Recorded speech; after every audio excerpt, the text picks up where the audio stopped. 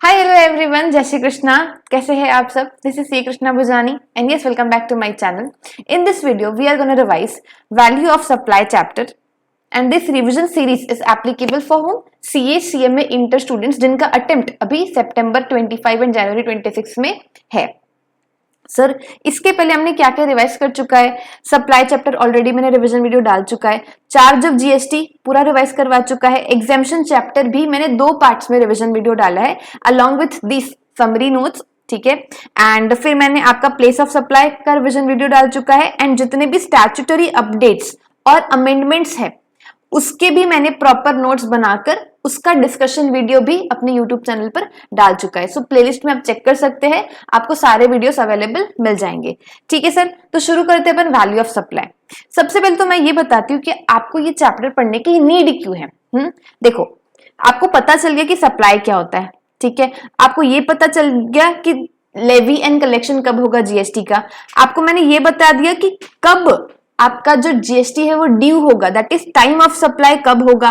फिर मैंने आपका रिवीजन वीडियो लिया था प्लेस ऑफ सप्लाई का, तो मैंने ये भी बताया था कि जीएसटी कहां लगेगा। सो जीएसटी कब लगेगा? Time of supply. जीएसटी कहां लगेगा? Place of supply. But GST किस में लगेगा तो वो भी तो आपको पता होना चाहिए ना, कौन सी वैल्यू पे लगेगा। So therefore we need to study this chapter value of supply.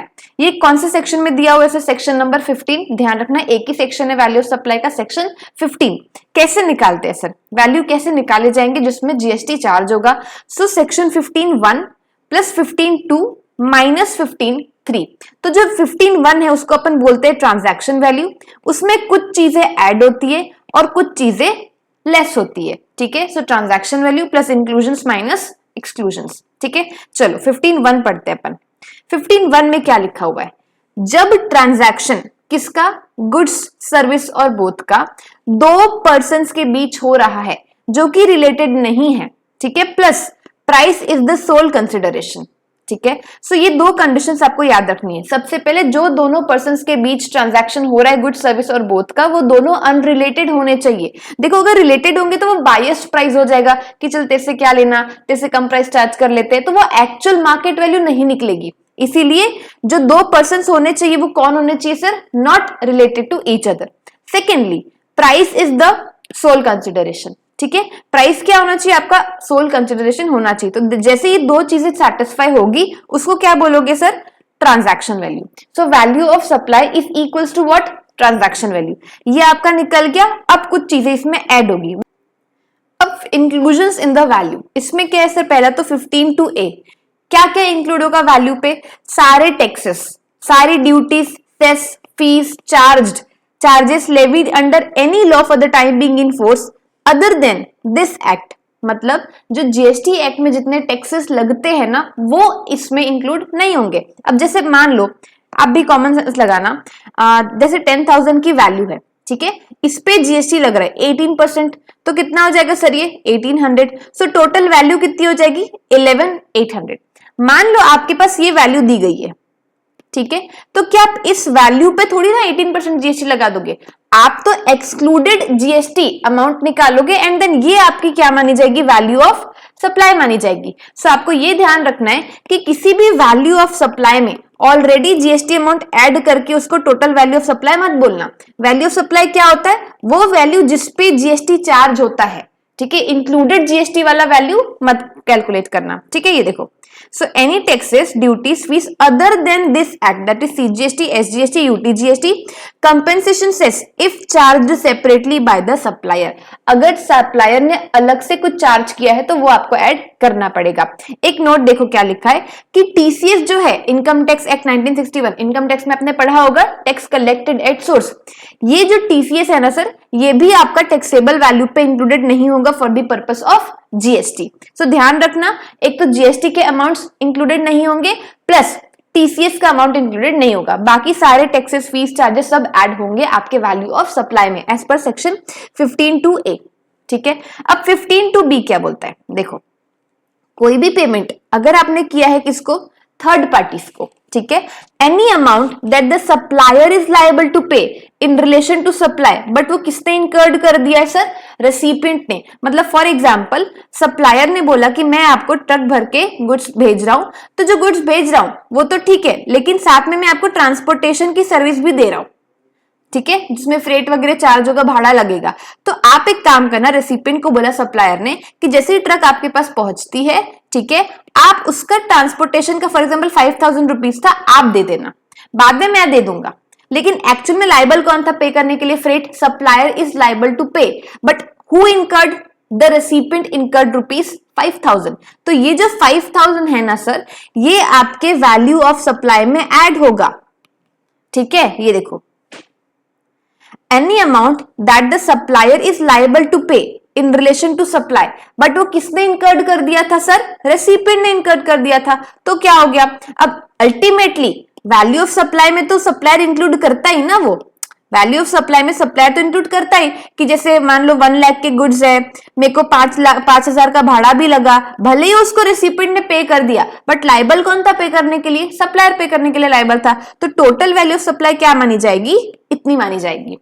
समझ आया? तो ये चीज ध्यान रखना। बट ये एकदम सप्लायर जब तक लाइबल नहीं होगा तब तक ऐड मत करना वैल्यू सप्लाई में। When the supplier is liable to pay and उसके बदले रेसिपिएंट ने वो खर्चा इनकर किया है, उस केस में 15(2)(b) में आप क्या करोगे? उस वैल्यू पे ये खर्चा ऐड करोगे, ठीक है। अब आते हैं सर 15(2)(c। देखो, कुछ ऐसे खर्चे होते हैं, इंसिडेंटल एक्सपेंसेस होते हैं, जैसे कमीशन हो गया, पैकिंग हो गया, कोई भी तरीके के खर्चे हो गए जो कौन इनकर करता है sir? Supplier to the recipient. Packing charges हो गए, ठीक है, उसके बाद कमीशन अगर कुछ पे करना होगा, तो ये सारे जो खर्चे हैं वो कौन इनकर करता है? सप्लायर इनकर करता है during the course of that transportation और that supply of good service और बोथ। तो ये सारे जो खर्चे हैं ये भी तो आपके वैल्यू ऑफ सप्लाई में सप्लायर ऐड करके आपको देगा ना, ठीक है। तो यहाँ पे यही कहा जा रहा है कि 15(2)(c) में जितने भी इंसिडेंटल एक्सपेंसेस होते हैं, कमीशन, पैकिंग एक्सेट्रा, वो कौन चार्ज करता है? Supplier to the recipient. ये नोट बहुत इंपॉर्टेंट है, ये जरूर से याद रखना। किसी को शायद पता भी नहीं होगा, एक्स फैक्ट्री बेसिस। पता है आप लोगों को एक्स फैक्ट्री बेसिस क्या होता है? देखो क्या होता है ना, फॉर एग्जाम्पल ये सप्लायर की फैक्ट्री है, ठीक है, ये सप्लायर की फैक्ट्री है, यहां पे उसने गुड्स अपने रख दिए और ये रेसिपिएंट है, ये गुड्स लेने आया। सप्लायर का जो लायबिलिटी था सिर्फ गुड्स देने तक का था, गुड्स दे दिए, बाकी ट्रांसपोर्टेशन, इंश्योरेंस जो कराना है वो सारी जिम्मेदारी किसकी है? रेसिपिएंट की है, ठीक है। तो सप्लायर की कोई जिम्मेदारी जबकि नहीं है, किस चीज की जिम्मेदारी नहीं है? ना फ्रेट पे करने की, ना इंश्योरेंस पे करने की, ना कोई ट्रांसपोर्टेशन की सर्विस देने की, सारी जिम्मेदारी किसकी है? रेसिपिएंट की। वो खुद के जिम्मेदारी से क्या लेकर जाएगा? ट्रांसपोर्ट करवाएगा, ट्रक लेकर जाएगा गुड्स ले जाने के लिए, ठीक है। तो इस केस में क्या कोई भी फ्रेट का खर्चा, कोई भी इंश्योरेंस का खर्चा आप वैल्यू ऑफ सप्लाई में ऐड करोगे क्या? ऑब्वियसली नहीं करोगे। अल्टीमेटली लायबिलिटी कौन किसकी है? ये रेसिपिएंट की है। तो जबरदस्ती सप्लायर थोड़ी ना अपने वैल्यू ऑफ सप्लाई में फ्रेट के खर्चे ऐड कर देगा, ना उसकी लायबिलिटी है, ना उसने पे किया है, सारी चीजें किसने पे की है? रेसिपिएंट ने पे की है। तो समझ गए बात? इसीलिए यहां पर लिखा हुआ है कि बायर करता है पे फ्रेट और इंश्योरेंस, फ्रेट एंड इंश्योरेंस, इसलिए आप वैल्यू ऑफ सप्लाई में इंक्लूड नहीं करोगे, ठीक है सर। अब आते हैं अपन 15(2)(d) में। क्या बोलता है sir? Interest, late fee, penalty for delayed payment of consideration. अगर आप रेसिपिएंट, आपने डिले किया पेमेंट करने में, तो जो इंटरेस्ट चार्ज किया जाएगा वो भी आपकी वैल्यू ऑफ सप्लाई में ऐड किया जाएगा। मान लो अगर आपने लेट फीस कोई पेमेंट की, वो ऐड करेंगे। कोई पेनल्टीज, अगर आपसे कुछ गलती हुई या फिर कुछ आपने गलत किया तो फिर आपको क्या चार्ज किया जाएगा? पेनल्टी चार्ज की जाएगी डिलेड पेमेंट के लिए। तो ये आपके वैल्यू ऑफ सप्लाई में ऐड होगा, ठीक है। Note, assume that GST amount is included in the interest. आपके क्वेश्चन में अगर इंटरेस्ट अमाउंट दिया है, स्पेसिफिकली कुछ मेंशन नहीं है, आपको क्या अज्यूम करना है कि उसमें जीएसटी अमाउंट ऑलरेडी इंक्लूडेड है। तो मैंने क्या बताया था, जीएसटी अमाउंट अगर इंक्लूडेड होता है तो उसको बाहर निकालो, वो आपके वैल्यू ऑफ सप्लाई का पार्ट नहीं बन सकता। इसीलिए आपको यहाँ पर क्या करना पड़ेगा, जो भी आपके पास इंटरेस्ट दिया होगा ना, मान लो 1000 का इंटरेस्ट दिया है और इसमें आपको मानना है कि जीएसटी इंक्लूडेड है इसमें, तो अगर जीएसटी इंक्लूडेड होगा तो फिर 118, मान लो 18% है, तो फिर 18 इंटू करोगे तो फिर आपको इस इंटरेस्ट में जो जीएसटी का पार्ट है वो बाहर निकालना पड़ेगा और जो नेट अमाउंट है वो आपके वैल्यू ऑफ सप्लाई में ऐड हो जाएगा, ठीक है सर।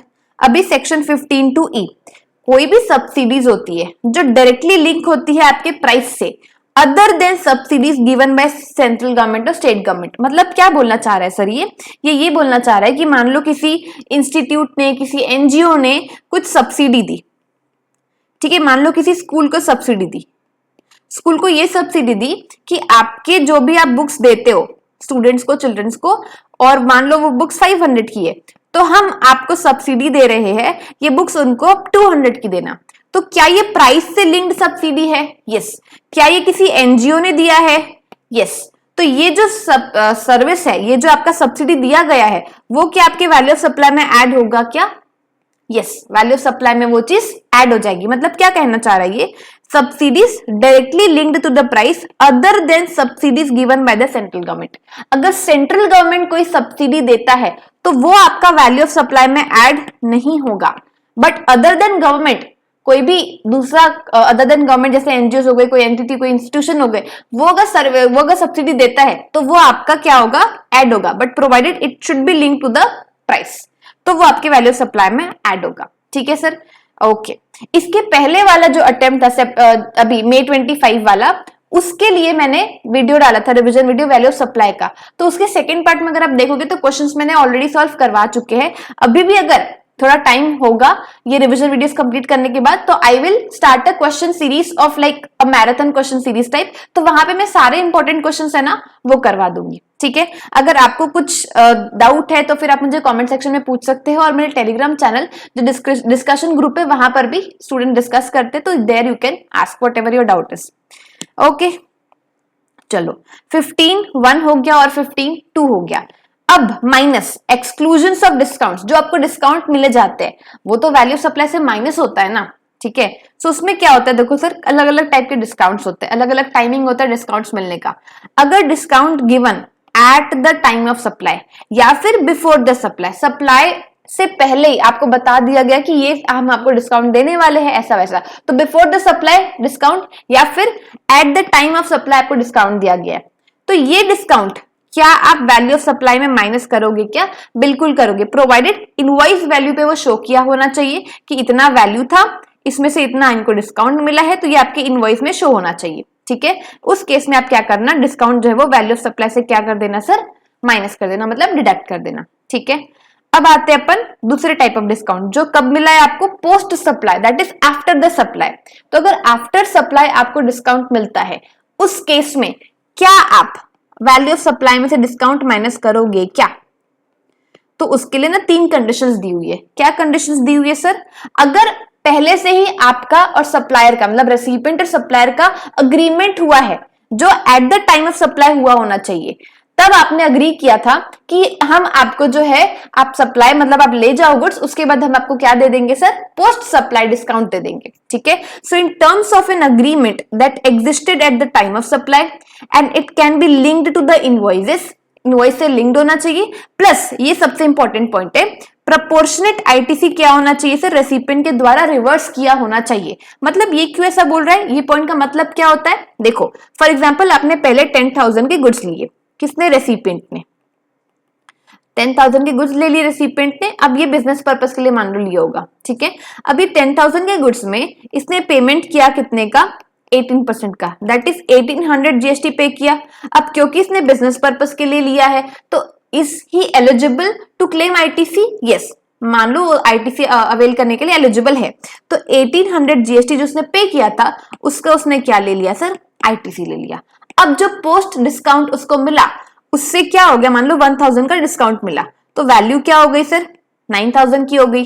अब चूंकि वैल्यू उसकी बुक्स में कितने की दिख रही है, 9000 की, और उसने आईटीसी कितने के ऊपर लिया, 10,000 पे 1800 का आईटीसी ले लिया है ना, तो फिर ये तो गलत किया ना। तो प्रपोर्शनेट वैल्यू, ठीक है, प्रपोर्शनेट वैल्यू मतलब उसको 9000 के बेसिस पर ही आईटीसी लेना था, बट उसने ऑलरेडी ले कितने तक का रहा है, 10,000 का, 1800 का आईटीसी उसने ले रखा है, तो इस हिसाब से उसको प्रोपोर्शनेट वैल्यू निकालना पड़ेगा और उसको रिवर्स करना पड़ेगा। सिर्फ वो 9000 के जितनी भी आईटीसी आएगी वो क्लेम कर सकता है, एक्सेस आईटीसी को क्या करना पड़ेगा, रिवर्स करना पड़ेगा।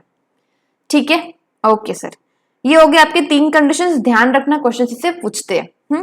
अब आते हैं अपन कुछ clarification allowability of certain specific types of discount offered by the suppliers. कुछ अलग अलग टाइप्स के डिस्काउंट होते हैं जो सप्लायर ऑफर करता है।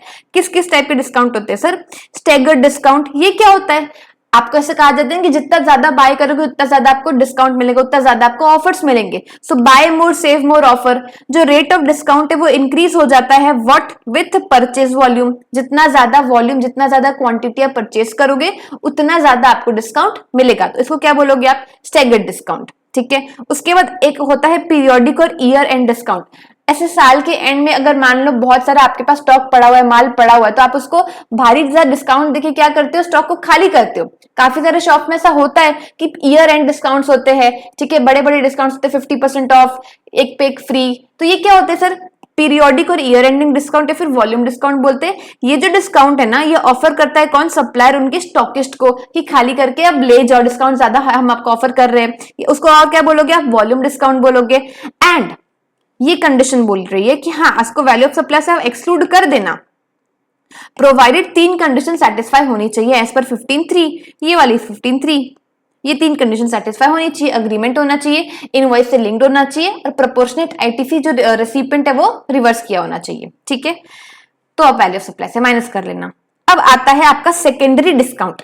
सेकेंडरी डिस्काउंट क्या होता है sir? It is not known at the time of supply और are offered after the supply is already over. मतलब फॉर एग्जांपल मैंने अपनी एक जीएसटी की बैच लॉन्च करी, फॉर एग्जांपल मैंने 5000 की लॉन्च करी, बट बाद में सप्लाई करने के बाद मैंने क्या किया? उसका प्राइस कम कर दिया, मान लो 3999 कर दिया। हाँ, तो ये जो डिस्काउंट है, अब मैं क्या करूंगी? बाद में जितने स्टूडेंट्स ने 5000 में खरीद ली थी ना, उनको मैं ये डिस्काउंट ऑफर कर दूंगी, which is not known at the time of supply और are offered after the supply is already over. तो आप इसको एक्सक्लूड नहीं कर सकते। क्यों नहीं कर सकते? क्योंकि क्या आपको eight the time of supply पता था क्या? Eight the time of supply कोई अग्रीमेंट हुआ था क्या आपका सप्लायर का? नहीं हुआ था। ठीक है, इसलिए इसको आप एक्सक्लूड नहीं कर सकते हो। ठीक है, तो अब एक कॉन्सेप्ट आता है आपके पास फाइनेंशियल और कमर्शियल क्रेडिट नोट का। हाँ, आप ये इशू कर सकते हो, ठीक है, ताकि आप क्या कर सको? अपने वैल्यू जो है उसको आप कम कर सको, जितना आपने बाद में डिस्काउंट दे चुका है उससे।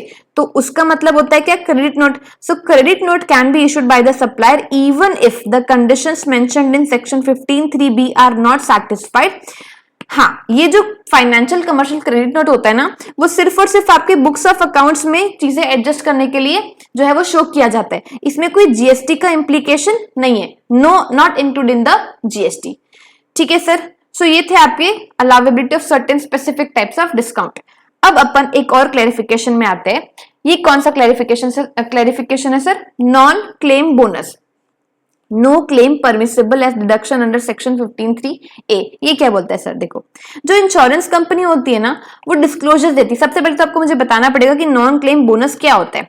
नॉन क्लेम बोनस मतलब फॉर एग्जांपल आपने कोई कार परचेस करी, आपने उसको 1-2 साल बहुत अच्छे से चलाया, आपने कोई इंश्योरेंस क्लेम नहीं किया, एकदम मतलब क्या बोलना चाहिए, कोई कार को ठोका नहीं, कार की हालत बहुत अच्छी है, कोई इंश्योरेंस क्लेम नहीं किया आपने, तो फिर इंश्योरेंस कंपनी ना आपको क्या देगी? नो क्लेम बोनस, कि आपने कोई भी क्लेम नहीं किया है, इसका आपको क्या मिलेगा? बोनस मिलेगा। ठीक है, नो क्लेम बोनस। तो हमको ये जानना था कि क्या ये non claim bonus as a discount है क्या, जिसको हम वैल्यू ऑफ सप्लाई से डिडक्ट कर दे?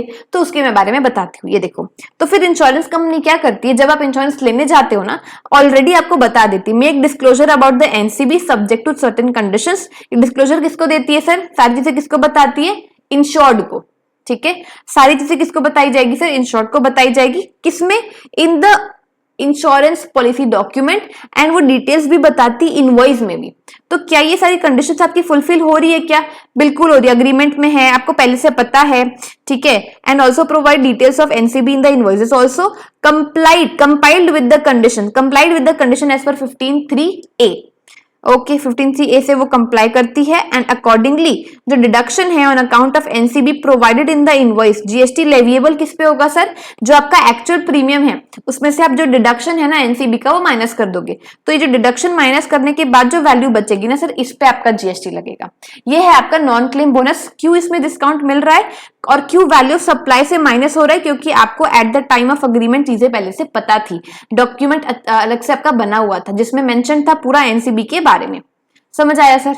ओके, लास्ट सेक्शन एंड आपका वैल्यू ऑफ सप्लाई मैंने अराउंड 16-17 मिनट्स में पूरा करवा दिया। ठीक है, देखो section 15(5) supply of specified category of goods और सर्विसेज। ये क्या बोल रहे हैं sir? Value of supply under section 15 all condition satisfy accessible value क्या हो जाएगी आपकी? Transaction value. मतलब ये क्या बोल रहा है कि अगर सारी कंडीशन सेटिस्फाई हुई, 15, 1, 2, 3 सारी कंडीशन सेटिस्फाई हुई, पर्सन्स अनरिलेटेड हुए, प्राइस होल कंसिडरेशन हुआ, तो फिर उस केस में क्या हो जाएगा सर? आपका ट्रांजैक्शन वैल्यू ही, असेसेबल वैल्यू ही क्या बन जाएगी? आपकी वैल्यू ऑफ सप्लाई बन जाएगी। ठीक है, बट हाँ अगर कुछ सेटिस्फाई नहीं हुआ तो सीए फाइनल में आप पढ़ोगे, रूल्स के बेसिस पर आपको वैल्यू ऑफ सप्लाई निकालने के लिए सिखाया जाएगा। तो ये आपका सीए फाइनल लेवल पे है। बाकी सीए इंटर के जितने भी कवरेज था वो मैंने पूरा रिवाइज करवा दिए इन 2 पेजेस ओनली। तो आप लोग मुझे बताना मेरे नोट्स आपको कैसे लगे, एंड अच्छे लगे तो जरूर कमेंट करके बताना, एंड नोट्स चाहिए तो मेरे टेलीग्राम चैनल को ज्वाइन कर लेना। ठीक है सर, सो मिलते हैं नेक्स्ट वीडियो पे। Till then all the best, and if you like this video so like जरूर करना, एंड अपने फ्रेंड के साथ शेयर करना, जरूर सब्सक्राइब करना, ऐसी वीडियोस और आती रहेगी। सो ये stay tuned and tata bye bye, thank you so much.